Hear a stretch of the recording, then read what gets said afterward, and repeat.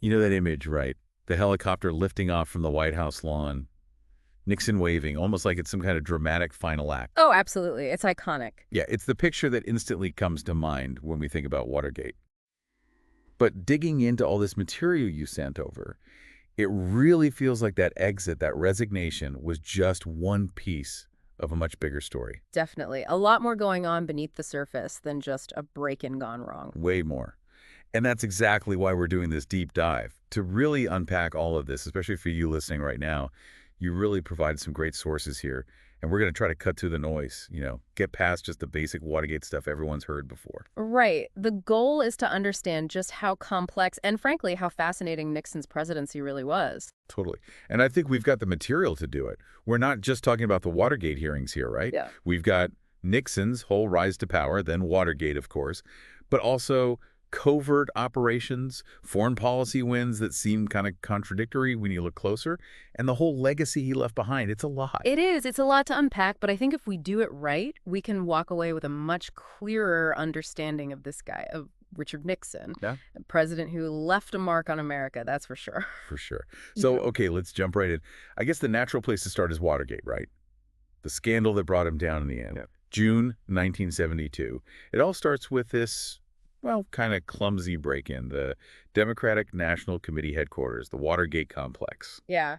It almost seems amateur, right? Like, what were they thinking? It does, kind of. Well, the goal was to plant listening devices, get intel that would help Nixon win the election. At first, the White House just brushed it off, called it a third-rate burglary, claimed it was just a few rogue operatives, no big deal. But, I mean, that didn't last long. Not at all, those burglars. Pretty quickly, the trail led back to the committee to re-elect the president. Or, as it became known, creep. Yeah, creep. Not exactly the best branding there. Not the best look. And the investigations really started to reveal all these connections between these guys and Nixon's campaign. But here's the thing. While the break-in itself was obviously a crime, a lot of historians say the really damaging stuff was what Nixon and his crew did after. Right, the cover-up. That's where things get really messy. It wasn't just the break-in. It was this whole effort to hide it, to obstruct justice. That was the fatal flaw. Exactly. And the evidence was right there on tape. Nixon, he had this habit of recording everything in the Oval Office, and those tapes, they made it clear he was in on the cover-up, up to his neck. That's what gets me. It wasn't just that he knew about it, he was directing it. Like on the smoking gun tape, the one everyone talks about. It literally has him telling the CIA to block the FBI from investigating. Said it was a matter of national security. I mean, that's huge, right? You've got the president actively trying to stop a legitimate investigation. That's not just a cover-up, it's abusing power. In a big way. And it backfired, big time. Nixon was looking at impeachment, he knew it, and on August 8, 1974, he resigned. Unprecedented, We'd never seen a president resign before. Never. And the whole thing just left this huge stain on American politics.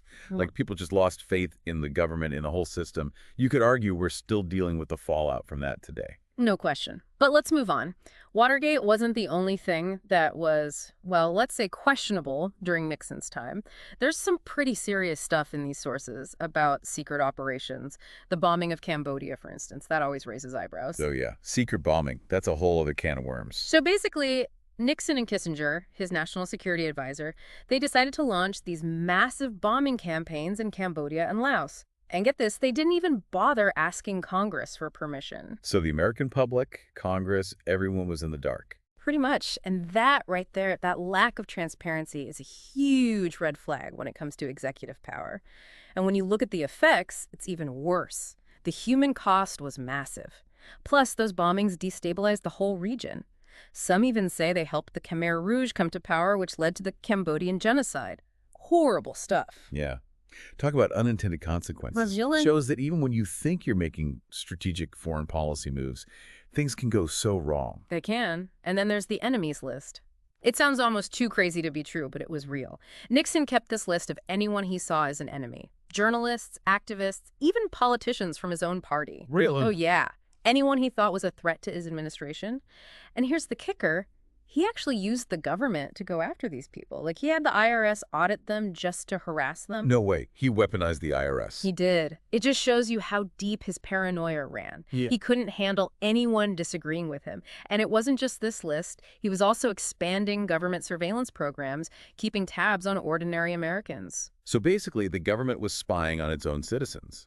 That's pretty scary. It was, especially this program called COINTELPRO. It was an FBI program, started before Nixon, but he kept it going. They targeted civil rights activists, anti-war protesters, anyone they deemed subversive. Talk about an infringement on basic freedoms. That's a whole other issue right there. It's like, Yeah. how do you balance security with individual rights? That's something we're still grappling with today. Absolutely. And Nixon's presidency really highlights that tension. But to be fair, you can't talk about Nixon without talking about his foreign policy wins. He did some really groundbreaking stuff. That's true. Like opening relations with China in 1972. That was a game changer. It was. Decades of isolation ended just like that. Completely shifted global politics. And don't forget his efforts to ease tensions with the Soviet Union. The SALT talks, those were a big deal, trying to slow down the nuclear arms race. Huge achievements, no doubt about it. But it's interesting, right? You've got these amazing accomplishments, and yet there's always this shadow hanging over them, like the secrecy, the way he went about things. Right. He was so secretive, so unilateral. Even when he was doing good things, he alienated allies. People saw him as this kind of authoritarian figure. That's the contradiction of Nixon. It is. So how do we make sense of his legacy? It's not black and white, is it? Not at all. It's complicated. On the one hand, you have Watergate, a massive scandal, obviously. But you know what? It actually led to some positive changes, like Congress got serious about limiting presidential power. Oh, like what? Well, they passed the War Powers Act. That basically says the president can't send troops into combat without Congress approving it. And there were campaign finance reforms, too. So Watergate, in a weird way, forced the government to clean up his act a little. In a way, yeah. Yeah. But culturally, Nixon's image, it was pretty much set in stone after that. He became the poster boy for political corruption, the guy who let power go to his head. Yeah. His name pretty much means scandal now. Yeah. And it's a reminder that even in a democracy, power can corrupt. Exactly. So let's take a step back and look at what we've learned. We went beyond the surface of Watergate, right? We saw how deep the web of scandal went. We saw these disturbing hidden agendas like the Cambodia bombings and the enemies list. And we saw how Nixon's foreign policy was this mix of brilliance and really questionable tactics. I mean, it's a lot to process. It is, but that's what makes it so important to understand, right? It's not just history, it's a lesson for today. We have to understand how fragile democracy is. Yeah. And we have to be vigilant, hold our leaders accountable. Absolutely. And that brings up a really big question. I mean, we saw with Nixon how easily power can be abused. So what do we do about it? What safeguards do we need to put in place to make sure something like this never happens again? How do we balance having strong leaders with making sure they don't overstep? It's a huge question. Yeah. And I think it's one we all need to be thinking about.